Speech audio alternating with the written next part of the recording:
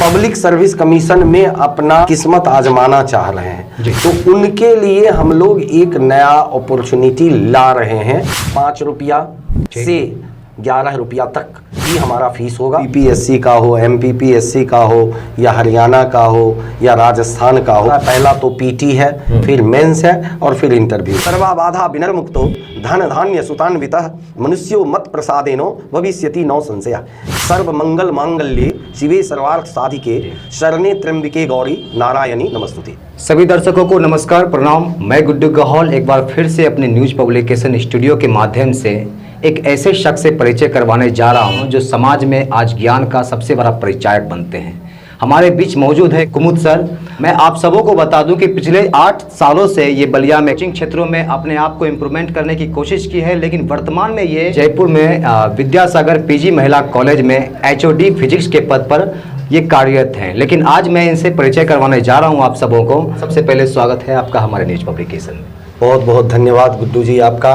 आप तो ये छोटे से शहर में एक काबिले तारीफ काम कर रहे हैं, जो सही मायने में एक समाज को, समाज के सभी बच्चों को शिक्षा के क्षेत्र में ही नहीं अन्य क्षेत्र में भी नई रास्ता दिखाने का काम आप कर रहे हैं। कला के क्षेत्र में आप बहुत बुलंदियों की ऊंचाई पे हैं, लेकिन आश्चर्य हमको आप शिक्षा के क्षेत्र में भी बहुत बड़े शिक्षाविद के रूप में आ रहे हैं सतह पर। अभी हाल फिलहाल हम देखे थे कि आपका एक स्लाइड आया था चंद्रायन के बारे में, तो वो देख करके उसमें उसका कलेक्शन, उसका जो जितना भी उसका पॉइंट्स था, पता नहीं हम भी सोचने पर मजबूर हो गए कि एक साइंस फैकल्टी के रूप में आप हम हैं, लेकिन आप कहाँ से कितना अच्छा आप उसमें से उठा करके ले आए थे, कहाँ से लाए। और हम जहाँ हैं कॉलेज में, वहाँ असेंबली होती है तो हम लोग उसमें डिस्कस करते हैं हर करंट टॉपिक पे। तो 2 दिन 3 दिन ये चंद्रायन पर चला, और हम आपकी बातों को हम अपने बच्चों और बच्चियों के बीच में रखे, और साथ ही साथ आपका स्लाइड भी हम बच्चों के बीच में चलाए कि ये। पहले मैं जानना चाहूँगा कि वर्तमान में अभी आप किन किन क्षेत्रों को लेकर चल रहे हैं, और खासकर शिक्षा के सेक्टर में यदि हम बात करें तो कौन कौन से सेक्टर में अभी आप स्टडी करवा रहे हैं, बच्चे को तैयारी करवा रहे हैं? देखिए, हम तो विगत लगभग 20 साल से ज़्यादा समय हमारा निकल गया बच्चों को शिक्षा देने में, और कभी उद्देश्य ये नहीं रहा कि हमको पैसा कमाना है। और उसी क्रम में हम कई जगह कई अच्छे संस्थान में गए, वहाँ से हमने सीखा। आकाश में पढ़ाए, दिल्ली आकाश में थे, नारायणा में हरियाणा में थे, तो पटना सुपर 30 में भी हम वहाँ से भी स्टार्टिंग फेज़ हमारा रहा। फिर पटना में अपने संस्थान में काम किए, जेएमडी की स्थापना किए बलिया में। और बलिया में भी जो है हमारे बहुत सारे बच्चे, अभी अच्छा रिजल्ट भी रहा, और यहाँ कंपटीशन विंग का कोचिंग सबसे पहला एस्टेब्लिश करने वाला हम लोग थे, और हमारी संस्था थी। और हम लोग मुख्य रूप से जो अभी तक जो फोकस कर रहे थे वैसे बच्चों का जो जेईई और नीट की तैयारी तो कर रहे हैं, फाइनेंशियली वीक हैं, तो उनको हम लोग ज़्यादा लेकिन करना कुछ चाह रहे हैं, तो उनके लिए हम लोग विशेष उन पर ध्यान। सर, मैं उस पर भी आऊँगा। सर, मैं आपसे जानना चाहता हूं कि जिस प्रकार से आपने बताया कि अभी वर्तमान में आप जयपुर में जो विद्यासागर पीजी महिला कॉलेज है उसमें हेड ऑफ डिपार्टमेंट के रूप में आप फिजिक्स पद पे कार्यरत हैं। लेकिन उसके बावजूद अगर हम देखा जाए कि आपने कहा कि जैसे आप देख रहे होंगे बलिया जैसे छोटे से क्षेत्र है जहाँ पे कोचिंग संस्थान बहुत सारी खुली हुई है, बच्चों को जो सुविधा दी जा रही है शिक्षा के क्षेत्रों में, आप 11, 12 या 10th को देखते होंगे, लेकिन ऊपर की जो पढ़ाई होती है वो थोड़ा सा दुर्लभ हो जाता है बच्चों को। और इसको लेकर के कुछ बच्चे जो फाइनेंशियली वीक होते हैं वैसे बच्चों को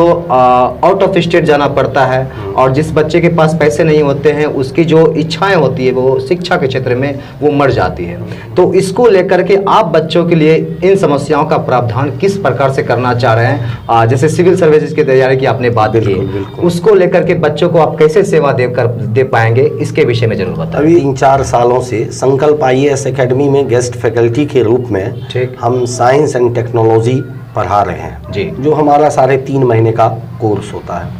तो अब हम लोग एक नए मिशन पे काम करना चाह रहे हैं कि एक हम लोगों के टीम में कुछ हमारे सहयोगी हैं और आशा IAS सक्सेस मंत्रा के नाम से नई संस्था हम लोग एस्टेब्लिश करने जा रहे हैं, जिसमें हम मुख्य रूप से वैसे बच्चों को ध्यान में रखे हुए हैं। हम तो हैं साइंस बैकग्राउंड के, लेकिन जो बच्चे 12 पास कर गए, चाहे वो साइंस से हों, आर्ट्स से हों, कॉमर्स से हों, BCA करके आए हैं, BBA करके आए हैं, तो हर जिनके पास डिग्री है, जो पब्लिक सर्विस कमीशन में अपना किस्मत आजमाना चाह रहे हैं, तो उनके लिए हम लोग एक नया अपॉर्चुनिटी ला रहे हैं नए हम लोग सेशन में, कि वो बच्चे जो फाइनेंशियली वीक हैं लेकिन बच्चा मेधावी है, मेरिटोरियस है, करना चाहता है, कर सकता है, तो उसके लिए बिल्कुल ही नहीं के बराबर फीस हमारा रहेगा।